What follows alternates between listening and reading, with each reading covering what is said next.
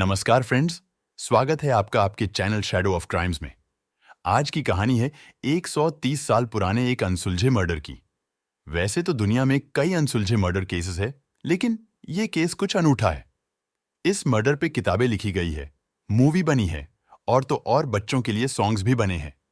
ये कहानी है लिजी बॉर्डन की, जिस पे मुकदमा चला उसके पिता और सौतेली माँ के मर्डर का। तो आइए शुरू करते हैं आज की कहानी। कहानी शुरू करने से पहले please like and subscribe this channel. तो ये बात है साल 1899 की। अमेरिका के मैसाचुसेट्स राज्य में फॉल रिवर नाम के इलाके में बोर्डन परिवार रहता था। घर में 5 लोग रहते थे। एंड्रू जैक्सन बोर्डेन, उनकी पत्नी एबी डर्फी बोर्डेन, 2 बेटियां लिजी बोर्डेन और एमा बोर्डेन, और परिवार की नौकरानी ब्रिजेट सलिवन उर्फ Maggie. Andrew Borden real estate का काम करते थे और इलाके के बड़े रईस माने जाते थे। एंड्रू बोर्डेन के पहले पत्नी का नाम था साराह बोर्डन और एमा और लिजी इनकी ही बेटियां थीं। सारा के मौत के 3 साल बाद एंड्रयू ने दूसरी शादी की। दूसरी शादी के बाद चीजें बिगड़ना शुरू हुई। इन दोनों लड़कियों को लगता था कि एबी ने पिता के दौलत के लिए ही उनसे शादी की है। उन्होंने उसे कभी अपनी मां का दर्जा नहीं दिया। वो उसे स्टेप मॉम ही बुलाती थी। अपनी सौतेली मां एबी से उनके रिश्ते कुछ अच्छे नहीं थे। उनके बीच काफी तनाव था। एंड्रयू बॉर्डन एक धनी व्यापारी था और परिवार की संपत्ति की कीमत लगभग $8.3 मिलियन के बराबर थी। लेकिन बोर्डेन अविश्वसनीय रूप से कंजूस था।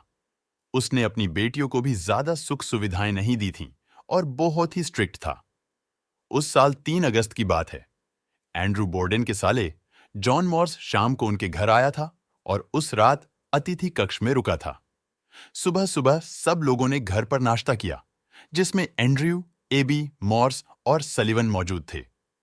एंड्रयू और मॉर्स बैठक कक्ष में गए, जहां उन्होंने लगभग 1 घंटे तक बातचीत की और बाद में मॉर्स बैलों की एक जोड़ी खरीदने और फॉल रिवर में अपनी भतीजी से मिलने के लिए सुबह 8:48 के आसपास रवाना हो गया। मॉर्स घर से यह कहते हुए निकला था कि दिन के भोजन तक लौट आएगा। कुछ देर बाद लगभग 9 बजे एंड्रू बोर्डेन भी अपने काम पर बाहर चला गया। करीब 10:30 बजे बोर्डेन लौटा तो उसकी चाबी से दरवाजा नहीं खुला, तो उसने दरवाजा खटखटाया। घर की नौकरानी सलिवन ने दरवाजा खोला। बोर्डेन सोफे पर लेटा और कुछ ही देर में उसे नींद आ गई। इसके लगभग 45 मिनट बाद की बात है। बोर्डेन परिवार के फैमिली डॉक्टर बावेन का घर यहां से कुछ ही दूरी पर था। 11:15 बजे के आसपास डॉक्टर बावेन के दरवाजे पर खटखट हुई। दरवाजा खोला तो वहां सलिवन खड़ी थी। सलिवन ने उन्हें तुरंत अपने साथ चलने को कहा। डॉक्टर बावेन पहुंचे तो देखा एंड्रू बोर्डेन और उनकी पत्नी एबी की किसी ने कुल्हाड़ी से वार कर हत्या कर दी थी। तुरंत पुलिस को बुलावा भेजा गया।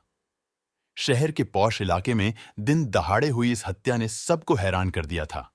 पुलिस ने छानबीन शुरू की। फोरेंसिक जांच के अनुसार सबसे पहले एबी के सिर के किनारे पर कुल्हाड़ी से वार किया गया, जिससे उसके कान के ठीक ऊपर कट गया था, जिससे वह पलट गई और मुंह के बल फर्श पर गिर गई, जिससे उसकी नाक और माथे पर चोटें आईं।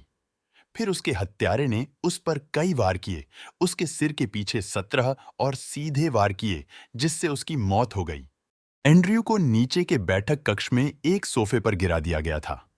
उस पर कुल्हाड़ी जैसे हथियार से 10 या 11 बार वार किया गया था। उसकी एक आंख साफ तौर पर 2 टुकड़ों में विभाजित हो गई थी, जिससे पता चलता है कि जब उस पर हमला हुआ तो वह सो रहा था। उसके अभी भी बहते घावों से हाल ही में हुए हमले का संकेत मिलता है। फोरेंसिक का अनुमान है कि एंड्रयू की मृत्यु लगभग 10:30 बजे हुई थी। पुलिस को तहकीकात में क्या मिला? पुलिस ने छानबीन शुरू की। मिसेस बोर्डेन की हत्या 9 बजे हुई थी, जबकि एंड्रू बोर्डेन को 10:30 बजे मारा गया था। यानी दोनों की हत्या में 1.5 घंटे का अंतर था। इस दौरान 2 लोग घर पर ही मौजूद थे, छोटी बेटी लिजी बोर्डेन और नौकरानी सलिवन। पुलिस का पहला शक इन दोनों पर ही गया। पुलिस अधिकारियों के सवालों पर लिजी के शुरुआती जवाब कई बार अजीब और विरोधाभासी थे। उसके अनुसार घटना के वक्त वो मुर्गियों के बाड़े में थी। इसी बीच उसे किसी के कराहने, खरोंचने की आवाज आई। 2 घंटे बाद उसने पुलिस को बताया कि उसने कुछ भी नहीं सुना है, और जब वह घर में दाखिल हुई तो उसे एहसास नहीं हुआ कि कुछ भी गलत हुआ है। जब उससे पूछा गया कि उसकी सौतेली माँ कहाँ है, तो उसने बताया कि एबी को एक खत मिला था कि उसका कोई दोस्त बीमार है। एबी अपने उस बीमार दोस्त से मिलने के लिए जाने वाली थी। लिजी के कपड़ों पे कुछ खून के धब्बे थे। उसके व्यवहार और बदलते बयानों के बावजूद पुलिस द्वारा खून के धब्बों के लिए उसकी जांच नहीं की गई। लिजी ने बयान में यह भी बताया था कि जब उसके पिता लौटे थे तो वो वहीं मौजूद थी। उसने उनके जूते उतारे, उन्हें चप्पल पहनाई और सोफे पर लिटा दिया। लिजी की इस बात में एक झोल था, क्योंकि जब पुलिस मौका ए वारदात पर पहुंची, मिस्टर बोर्डेन ने जूते पहने हुए थे। लिजी की बातों में कई तरह की असमानताएं थीं, लेकिन इसकी एक वजह यह मानी गई कि डॉक्टर ने एंजाइटी रोकने के लिए उसे मॉर्फिन का इंजेक्शन दिया हुआ था। घर के तहखाने में पुलिस को 2 कुल्हाड़ियां और टूटे हुए हैंडल वाली एक कुल्हाड़ी मिली। टूटे हुए हैंडल वाली कुल्हाड़ी हत्या का हथियार होने का संदेह था, क्योंकि हैंडल में दरार ताजा दिखाई दे रही थी और सिर पर राख और धूल अन्य ब्लेड वाले औजारों के विपरीत ऐसा प्रतीत होता था कि इसे ऐसा दिखाने के लिए जानबूझकर लगाया गया था ताकि ऐसा लगे कि यह कुछ समय से तहखाने में रखा हुआ हो। हालांकि इनमें से कोई भी हथियार घर से नहीं हटाया गया। हत्याओं से पहले घर में हुई रहस्यमय बीमारी के कारण पीड़ितों का जहर का परीक्षण किया गया, लेकिन दोनों पीड़ितों के पेट में जहर के कोई निशान नहीं मिले। आगे तहकीकात में कुछ और बातें पुलिस के सामने आई। घटना से कुछ रोज पहले लिजी ने एक लोकल केमिस्ट से हाइड्रोसाइनिक एसिड के बारे में पूछताछ की थी। इस बात की सफाई देते हुए लिजी ने बताया कि उसे फर से बने कपड़े साफ करने के लिए एसिड चाहिए था, इसीलिए उसने केमिस्ट से उस बारे में पूछा था। फिर उन्होंने सलीवन से पूछताछ की। सलीवन ने बताया कि उस रोज वो घर के बाहर सफाई में लगी थी। 10 बजे जब एंड्रू बोर्डेन आए, घर का दरवाजा उसी ने खोला। उसके अनुसार जब बोर्डेन घर में दाखिल हुए, उनकी बेटी लिजी दूसरी मंजिल पर खड़ी हंस रही थी। लिजी के अनुसार दरवाजा खोलने के बाद वो तीसरी मंजिल में बने अपने कमरे में कुछ देर लेटने चली गई थी, क्योंकि उसकी तबीयत खराब थी। उसके मुताबिक 10:30 बजे के आसपास उसे लिजी की चिल्लाने की आवाज आई। नीचे आकर उसने देखा तो पाया मिसेज और मिस्टर बोर्डेन की लाश पड़ी थी, जिस पर खून के कई घाव थे। इन 2 बयानों के बाद 2 और लोगों पर पुलिस की नजर गई। लिजी की बड़ी बहन एमा और उसके मामा, जो हत्या से पिछली रात उनके घर में ही ठहरे थे। लिजी की बड़ी बहन उस रोज एक दूसरे शहर गई थी। वहां पूछताछ से पक्का हो गया कि उसका इस हत्या से कुछ लेना देना नहीं था। जहां तक मामा की बात है, वो भी हत्या के वक्त घर पर मौजूद नहीं थे। हालांकि उन्होंने जो कहानी बताई वो पुलिस को कुछ ज्यादा ही नाटकीय लगी, लेकिन फिर भी पुलिस को उनके खिलाफ शक करने का कोई और कारण ना मिला। कुल मिलाकर शक की सुई लिजी की तरफ जा रही थी, लेकिन सबसे बड़ा सवाल अभी बाकी था। लिजी ने अपने माता पिता की हत्या क्यों की? तहकीकात में पुलिस को पता चला कि हत्या से कुछ दिन पहले लिजी के पिता ने उसके पालतू कबूतरों की हत्या कर दी थी, जिसके चलते वो अपने पिता से नाराज थी। अपनी सौतेली मां एबी से भी उसके रिश्ते कुछ अच्छे नहीं था। लिजी मानती थी कि एबी ने उसके पिता से दौलत के लिए शादी की है। घटना से कई महीने पहले से बोर्डेन परिवार में काफी खटपट चल रही थी। लिजी और उसकी बहन की उम्र 30 पार हो चुकी थी। इसके बावजूद उनकी शादी नहीं हुई थी, जबकि तब 20-22 की उम्र में शादी का चलन हुआ करता था। लिजी और उसकी बहन अपने पिता पर आश्रित थे, लेकिन एक रोज उन्हें पता चला कि उनके पिता ने बहुत सी जमीन उनकी नई मां एबी के परिवार के नाम कर दी है। इस बात को लेकर दोनों नाराज हुई। हत्या से ठीक एक रात पहले एबी का भाई उनके साथ रहने आया था। इस रोज भी शायद संपत्ति को लेकर कुछ बहस हुई थी। लेकिन क्या यह मामला इतना बढ़ गया था कि लिजी ने अपने पिता की हत्या कर दी? पुलिस के अनुसार इस बात का जवाब हाँ में था। उन्होंने लिजी पर हत्या का केस दर्ज किया और अदालत में इस केस पर सुनवाई शुरू हो गई। लिजी 8 अगस्त को जांच सुनवाई में उपस्थित हुई। 11 अगस्त को लिजी को गिरफ्तारी का वारंट दिया गया और जेल में डाल दिया गया। मुकदमा शुरू होने से 5 दिन पहले फॉल रिवर एरिया में एक और कुल्हाड़ी से हत्या हुई। इस बार पीड़िता थी बर्था मैनचेस्टर, जिसे उसकी रसोई में हत्या कर दी गई थी।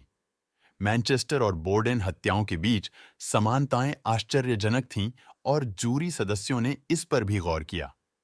मुकदमे में चर्चा का एक प्रमुख बिंदु और इसकी प्रेस कवरेज तहखाने में पाया गया कुल्हाड़ी का सिर था, जिसे अभियोजन पक्ष ने हत्या के हथियार के रूप में प्रदर्शित नहीं किया था। अभियोजकों ने तर्क दिया कि हत्यारे ने हैंडल हटा दिया था क्योंकि यह खून से लथपथ हो गया होगा। एक पुलिस अधिकारी ने गवाही दी कि कुल्हाड़ी के सिर के पास एक कुल्हाड़ी का हैंडल पाया गया था, लेकिन एक अन्य अधिकारी ने इसका खंडन किया। हालांकि घटनास्थल पर कोई खून से सना हुआ कपड़ा नहीं मिला था। लिजी के एक फ्रेंड रसेल ने गवाही दी कि 8 अगस्त 1899 को उसने लिजी को रसोई के चूल्हे में एक पोशाक जलाते हुए देखा था और कहा था कि ब्रश से पेंट करने से वह बर्बाद हो गई थी। शव परीक्षण के दौरान दोनों पीड़ितों के सिर शरीर से अलग कर दिए गए थे और मुकदमे के दौरान खोपड़ियों को सबूत के रूप में स्वीकार किया गया था और 5 जून 1899 को अदालत में प्रस्तुत किया गया। उन्हें अदालत में देखकर लिजी बेहोश हो गई थी। कई दिनों तक चली सुनवाई में पुलिस ने कई गवाह और सबूत पेश किए, लेकिन इनमें से कुछ भी बहुत पुख्ता नहीं था। 20 जून 1899 को कोर्ट ने फैसला देते हुए लिजी को सारे आरोपों से बरी कर दिया। पुलिस के पास और कोई एंगल नहीं था, इसलिए एंड्रू बोर्डेन और एबी बोर्डेन की हत्या का केस कभी सुलझ नहीं पाया। आगे जाकर इस हत्याकांड पर दसियों फिल्में और नाटक बने और इस घटना के 130 साल बाद भी लोग इस केस में अपनी अपनी थ्योरी देते रहते हैं। कोई कहता है लिजी और सलीवन के बीच समलैंगिक संबंध थे, इसीलिए लिजी ने कभी शादी नहीं की और अपने माँ बाप की हत्या भी इसी कारण की कि वो उनका विरोध कर रहे थे। कई लोग मानते हैं दौलत हड़पने के लिए एबी के भाई ने उसकी हत्या की और फिर अपने जीजा को भी मार डाला। वहीं अधिकतर लोग वो हैं जो मानते हैं कि हत्या लिजी बोर्डेन ने ही की है। इस तरह से ये डबल मर्डर अनसुलझा ही रहा। आज की कहानी में बस इतना ही। कहानी पसंद आई हो तो please like and subscribe this channel. मिलते हैं अगले वीडियो में एक नई कहानी के साथ। तब तक के लिए नमस्कार।